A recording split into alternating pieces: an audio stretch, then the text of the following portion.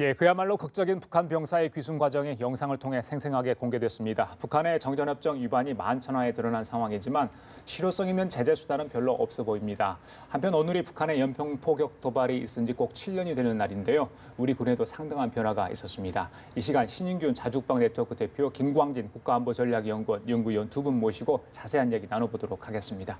안녕하십니까? 네, 어서 오십시오. 안녕하십니까? 자, 어제 이 시간에 저희들이 CCTV 관련 영상을 보내드렸습니다. 여러 가지 많은 의혹들이 풀렸다 하는데 저희도 좀 미진한 부분이 있어서 다시 한번 오늘 좀 얘기를 나눠보도록 하겠습니다. 먼저 신 대표님, 어제 중요한 내용들은 좀 많이 짚었는데 그 이후에 또 하루가 지나니까 여러 가지 이야기 좀 나오는 것 같습니다. 그 공개로 모든 의혹들이 다 풀렸다고 보시는지요? 모든 의혹들이 다 풀린 건 아니죠. 예. 그렇지만 우리가 이제 궁금해하던 핵심적인 내용들, 과연 정전협정 위반을 북한군들이 얼마나 했느냐 하는 것들이 이제 CCTV를 통해서 MDL을 넘어왔고 MDL 너머로 사격을 했고 예. 또 자동 소총 사격을 했고 이러한 부분들이 이제 밝혀졌고요. 또 과연 어떤 과정을 통해서 넘어왔느냐 그런 것도 이제 72시간 다리를 비롯해서 북한군 그 경비 초소를 이제 경비병을 밀치고 차가 달리기 시작해서 예. 여기까지 달려오는 과정들 다 공개가 됐고 그리고 이제 또 사실은 뭐 이 핵심적인 내용은 아닌데 어쩌다 보니까 굉장히 큰 관심을 받게 된 대대장의 영웅담 맞습니다. 이게 과연 그 진실은 뭐냐 예. 라고 했을 때 그 영웅담이 정말 목숨을 걸고 예. 현장에서 작전 지휘를 현장에서 한 건 맞다라는 예. 게 이제 밝혀졌죠. 알겠습니다. 자, 김 의원님 뭐 오랜만에 모셨는데 저기 JS 이번에 귀순 병사 귀순 과정도 좀 사실은 뭐 굉장히 극적이다, 영화 같다 이런 이야기도 많습니다. 좀 아쉬운 부분도 있어 보이고요. 다행인 건 일단 생명을 극적으로 좀 건진 것 같아요. 어제 이제 이국정 교수가 브리핑을 했는데 안정적으로 회복을 하고 있는 상황인 것 같습니다. 어떻게 보십니까 전반적으로? 네, 그 생명을 구했다는 게 참 너무나도 다행스러운 일입니다. 사실 뭐 사회주의, 공산주의권하고 자유민주주의와 체제 대결할 때 그 군인이 한 명이 넘어오고 이런 식으로 영화에서나 볼 수 있는 그런 장면들을 그때 아마 봤다면은 지금보다 훨씬 더 충격적이고 예. 이제 그러지 않겠나 예. 생각이 되는데 아마 예. 지금 상황도 예. 지금 남북의 상황도 예. 그때 못지않게 이제 아주 격렬하게 대처하고 있는 상황이고 예. 또 자유민주주의 본능과 또 북한의 이제 반인륜적인 예. 그런 체제와의 대치 상황에서 이런 일이 벌어졌기 때문에 또 예. 10년 만에 생긴 일 아닙니까? 그리고 또 이제 아주대에서 치리하는 그 좋은 과정들이 공개되고 있고 아주 감동적인 얘기들이 지금 많이 나오고 있습니다. 그래서 그런 것들이 참 북한 군인들 지금 상황 이런 것들도 알 수 있는 계기가 됐고요. 또 저 개인적으로는 차로 탈출하면서 왜 이렇게 도랑에 예.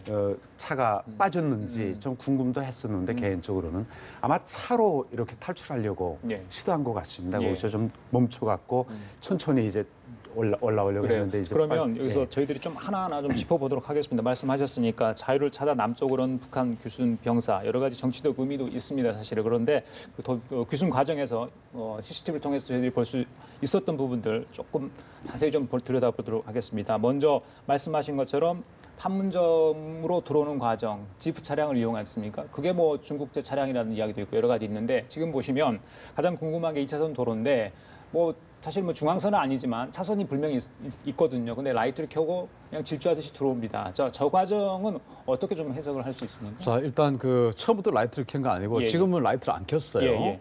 그런데 왜냐하면 지금 저 상태는 그 경비 초소 가기 직전이거든요. 예. 그때까지는 자신이 안 보여 저 경비 초소 있지 않습니까? 예. 저기까지는 라이트를 안 켰습니다.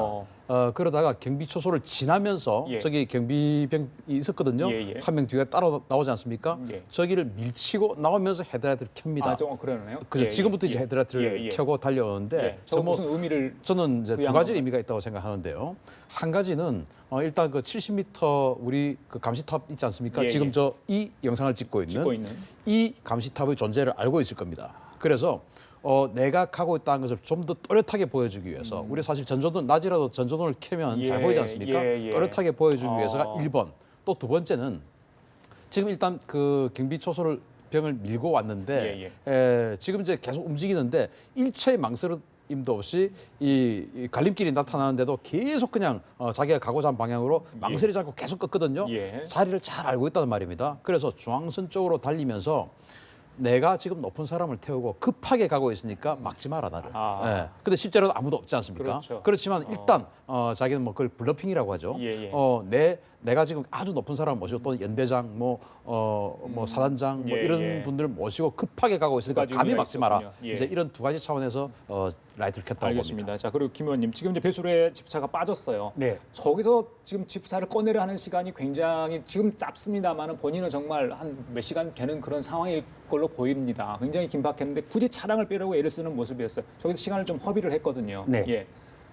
차량으로 제가 보기에는 탈출을 시도한 것 같습니다. 원래 왼쪽에 차 도로가 연결이 돼 있으면 그쪽으로 갈 수 있을 텐데 예, 예. 아마 왼쪽에는 없는 것 같고요. 그래서 뭡니까 도랑 있는 쪽으로 배수로 있는 쪽으로 시도해서 좀 넘어오려고 하다가 예, 예. 지금 차를 그것이 빼려고 애를 안 쓰고 되기 있죠. 때문에 예, 안 예. 되기 때문에 이제 탈출하는 예. 상황이고요. 예. 그리고 또 제 생각에 우리가 왜 대형 사격을 못했냐 이것도 논란거리가 있지 않았습니까? 저 군인들 총 쏘는 시간이 한 10초 정도밖에 안 됩니다.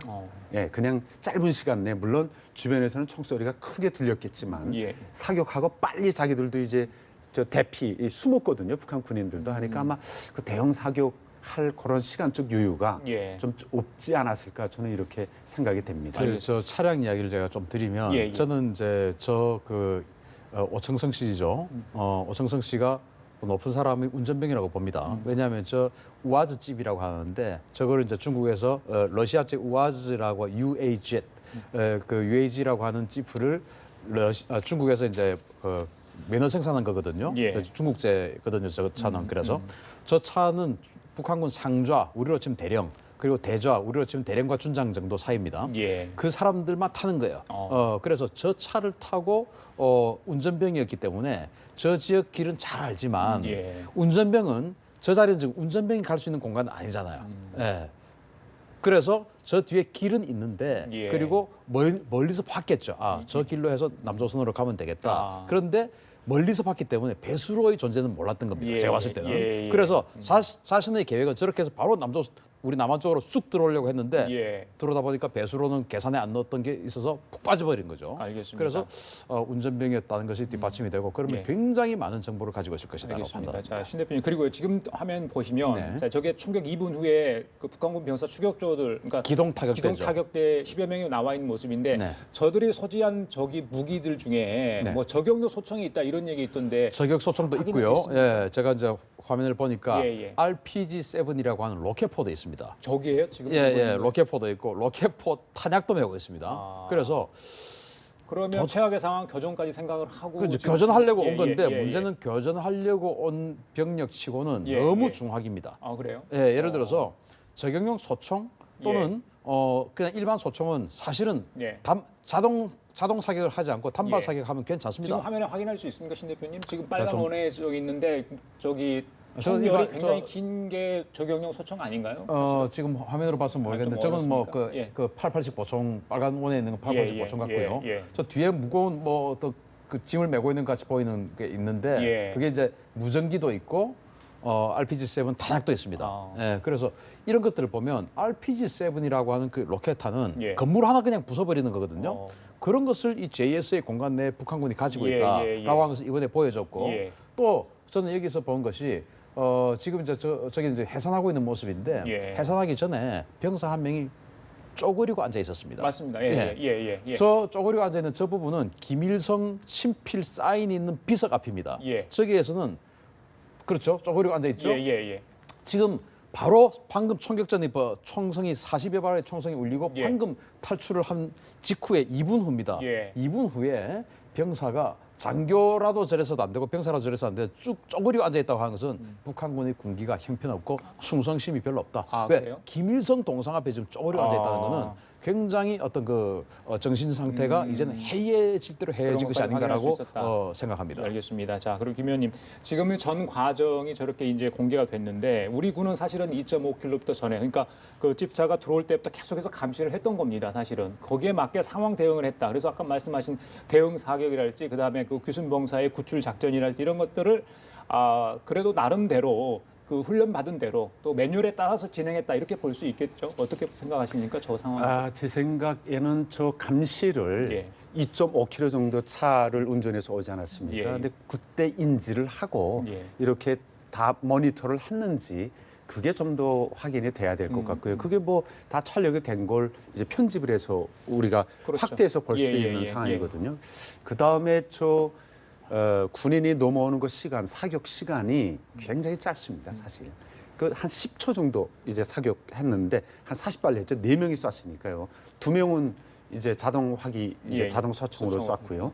근데 그 불과 몇 초입니다. 몇 초고 본인들도 이제 빨리 몸을 피하는 모습을 이제 볼 수가 있죠. 왜냐하면 예, 예. 남쪽으로 우리 쪽으로 이제 사격을 했으니까요. 예, 그래서 예. 제 생각에는 그렇게 그 마주 뭐 경고 사격을 하거나 아니면은 그런 시간적 여유는 좀 없지 않았을까. 너무 긴박한 상황이어서 예, 그렇게 예. 생각이 되는데 그 찾아서 구출하는 그 시간 텀이 있었거든요. 15분인가 16분인가. 16분이요. 권역 예. 시간이 좀 딜레이되지 않았나 예. 이렇게 보여집니다. 어제 이제 유엔사에서 발표하기를 정전협정 2가지 위반했다고 밝혔거든요. 맞습니다. MDL 너머로 사격을 했다. 있다. 그리고 MDL 넘어왔다. 네. 이제 이렇게 2가지인데 저는 저 화면을 보고 3가지입니다. 지금 아까 방금 나왔던 화면 다시 한번 비춰준다면 예, 예. 지금 이제 저기 다시 돌아가는 화면이고 예, 예, 아까 예. 사격하는 화면 보면 예, 예. 엎드려서 한 사람이 있습니다. 예. 지금 저 돌아가는 저 사람이 엎드려서 한 사람인데 예, 엎드려서 한 사람은 88식 보총, 즉 소총을 들었고요. 권총 2명, 소총 2명입니다. 그리고 지금 이제 뛰어나오니까 북한군들이 오죠. 예, 지금 그 옆에 엎드려 이제 서 있고요. 권총 든 사람이 예, 예. 비틀비틀하면서 총을 쏘고 있죠. 그리고 그 옆에 새로 한 명이 와서 지금 무릎 쏘죠. 예, 예. 불꽃이 번쩍번쩍번쩍 아주 빠르게 번쩍번쩍합니다. 자동 소총으로 쐈단 말입니다. 그래서 저 공간 내에는 단발 사격, 소총이라 하더라도 단발 사격은 해도 되지만 예. 자동, 즉 기관총은 들어와서는 안 되는 자리인데 지금 화면 자세히 보시면 예. 불꽃이 순간적으로 한 6, 7번 번쩍번쩍번쩍합니다. 예. 그렇다는 것은 자동으로 놓고 당겼다는 것이거든요. 예. 그래서 북한군들이 정전협정 위반을 3번 했습니다. 지금. 알겠습니다. 자, 40여 발의 총탄 세례 속에서 남으로 탈출한 북한 병사. 아까 전에 말씀드린 것처럼 이제 이번 주 이르면 주말쯤이면 일반 병실로 옮겨진다고 합니다. 이국정 교수팀 굉장히 애를 많이 썼다고 할 수 있겠죠. 어떤 차를 이용했는지 과거에 그 운전병이라는 얘기가 지금 가장 설득력이 있어 보이고요. 그 이제 병실에서 지금 태극기가 걸려 있고 먼저 했던 이야기가 뭐 그게 나만 맞습니까? 뭐 이런 얘기도 했고, 그다음에 걸그룹 소녀시대의 음악을 찾았고, 그다음에 미국 영화를 선호를 했고, 뭐 이런 얘기 지금 계속해서 나오고 있습니다.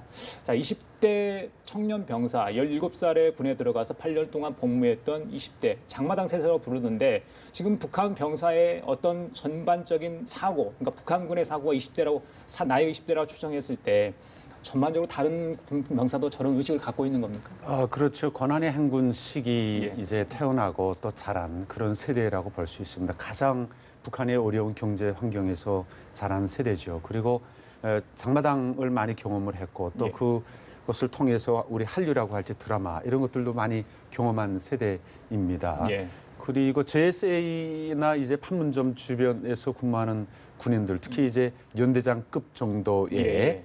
그 차를 운전병 아닙니까? 예, 예. 그러면은 대우도 많이 받고 아주 편한 자리거든요. 그리고 저쪽에 근무하는 친구들은 사실 많이 검증이 된 예. 이제 가정적 배경이라고 할지 본인의 충성심이라고 할지 이런 것들이 검증이 된 사람들로 따로 뽑아서 이제 보내는 됩니다. 핵심 계층을 보내는 거죠. 예, 근데 예. 그 중에서 사고가 났기 때문에 북한에서는 큰 문제로 될 것 같고 또 8년 정도 근무를 하시면 아마 제 생각에 한 2년 정도 예. 있으면은 제대돼서 예. 대학에 가든지 이제 당일군이나 뭐 청년동맹 일군이나 할 그런 사람입니다. 근데 예. 그 2년 정도를 못 버티고 이런 이제 일이 벌어졌다 하는 것은 아마 북한 내부 이제 자기 간부들 사이 관계라고 할지 예, 예. 아니면은 고향에 두고 온 자기 가족들, 부모님들의 신상이라고 할지 그런 것들이 큰 문제가 돼서 예, 예. 이제 넘어오지 않았나 이렇게 이 사선을 해치고 목숨을 걸고 넘어온 그렇죠. 거거든요. 그래서 정확한 규순 동기는 이제 합동신문에 들어가 봐야 알 것 같아요. 하나만 더 여쭤볼게요. 오늘로 연평도 포격 도발이 있으니 7년이 되는 날입니다. 한국 전쟁 이후에 우리 영토에서 포격을 하고요. 그 민간인 사망 사건이 첫 발생한 거 아니겠습니까? 벌써 7년이 지났는데 그 연평도에 대한 우리 군의 어떤 그 화력 강화 또 북한군의 대응 이것도 관심이거든요. 많은 변화가 있었습니까? 어마어마하게 변했죠. 왜냐하면 이제 연평도 포격 도발이 2010년 11월 23일 이제 이렇게 발생을 했던 날인데 그때만 해도 우리 그 해병대는 견인포 그러니까 트럭에 끌고 가서 이렇게 방열을 하는데 한 10분 이상 걸리는 그런 포를 가지고 있었거든요. 자주포라고는 K9 자주포 6문밖에 없었습니다. 그래서 지금은 이제 한 40문 정도 K9이 그러니까 견인포를 전부 K9으로 교체를 했고요. 그리고 이제 화력이 또 해안포라고 했는데 북한 공기부양정들을 가지고 특수부대들이 상륙한 우리 굉장히 경계하지 않습니까? 그래서 과거에는 그 해안포 진지들이 우리도 다 있는데 저도 실제로 연평도도 가보고 백령도도 가봤는데 해안포가 뭐냐면은 M47이라고 1960년대 쓰던 탱크 있습니다. 그 탱크 포탑을 떼가지고 거기다 갖다 놓고 그걸 손으로 돌려서 조정하는 건데 녹이 쓸어서 과연 이게 진짜 사격은 되나 할 정도로 북한군의 공기부양정이었을 때 그걸로 대응할 수밖에 없었어요. 과거에는? 제가 봤을 때 이거는 뭐 그냥 우리는 그냥 방어하고 있다라는 생색만 내는 것이지 실제로 그 무기의 어떤 핵심은 정확도와 연사 속도거든요. 그런데 손으로 돌려서 그 녹슨 포를 말도 안 되는 상황이 여태까지 벌어지고 있었는데 그것을 최근에 뭐 오늘 이제 보도가 나왔습니다. 비궁이라고 하는 유도 로켓입니다. 70mm 로켓포인데 그것을 우리 그 ADD 국방과학연구소에서 개발해가지고 유도를 할 수 있게끔 했는데 그것을 한 뭉치가 18발인데 그걸 두 뭉치를 한 개 트럭에 옮겨가지고 38발이죠. 그걸 이제 해안포를 대체를 합니다. 그러니까 과거에는 탱크포 60년대 쓰던 탱크포를 떼가지고 막 이렇게 돌리던 것을 이제는 그냥 스위치 한 방으로 유도 로켓이니까 공기부양정을 다 파괴시킬 수 있는 뭐 그런 거고 또 우리 연평도 포격 도발을 맞았을 때가 122mm 방사포가 우리를 때렸어요. 그것을 방어하기 위해서 그들 때리기 위해서 우리 또 국내 개발인 천무라고 하는 사정거리 60km짜리 다련장 로켓을 또 배치를 하고 하는 등 굉장히 많은 그런 어떤 그 화기가 배치가 돼 있고 과연 이 정도까지 필요할까 싶을 정도로 굉장히 강력한 화기가 배치되어 있습니다. 당시 해병대원 2명 또 민간인 2명 사망을 했고 물론 중상자도 여러 명 있었습니다. 김 의원님 그때 기억나시죠? 네, 기억나죠. 북한군이 그때 천안함 사건 한 8개월 지난 다음에 아마 저게 터졌을 걸로 기억을 하는데 그 뒤로 북한이 저걸 이제 어떻게 해서 그랬는지 모르겠습니다. 근데 북한의 어떤 도발은 뭐 사실 뭐 핵실험이나 미사일 발사 이런 것도 아직까지도 계속되고 있는 상황이거든요. 네, 그렇죠. 그 군사 전문가들이 당시에 포 사격을 북한의 이제 한종량이라고 하는데 아마 그걸 포보실 겁니다. 근데 그걸 구체적으로 분석한 자료가 있습니다. 근데 몇 발이 어디에 떨어지고 몇 발이 불발이고 보면은 한 60-70% 정도는 아마 자기 성능을 발휘하지 못한 나머지 몇 개가 이제 좀 떨어진 거죠. 그래서 아마 북한 군의 무장력 수준이 이제 열악한 그런 상황 이런 것들을 좀 더 연구하고 증명이 된 그런 계기도 됐고요. 아마 지금 핵미사일 도발로 해서 많이 긴장이 고조되고 있지 않습니까? 그리고 김정은이 직접 그 서해 오도 그 점령 군사훈련까지 지휘를 했거든요. 그래서 언제든지 뭐 타고 왔는다 어쩌고 저쩌고 하고 그다음에 삐라도 이제 뿌리고 있고요. 그래서 아마 굉장히 준비를 잘해야 될 것 같습니다. 그래서 언제든지 북한이 무력 도발을 하는 경우에는 이제 소해를 통해서 살 가능성이 있기 때문에 아마 만단의 대비가 돼야 된다고 봅니다. 저걸 보면서 저는 북한군의 재래식 전력이 정말 형편없구나 하는 걸 느꼈습니다. 물론 우리 측에 희생은 있어서 안타깝지만 저걸 정찰총국에서 이제 아주 국가적으로 그 기획한 그 도발이지 않습니까? 그러면 당연히 전 부대에 있는 가장 상태 좋은 탄약들과 장약을 가지고 왔을 텐데 200발을 쐈는데 장약이 안 좋으면은 뭐 사정거리가 들쑥날쑥합니다.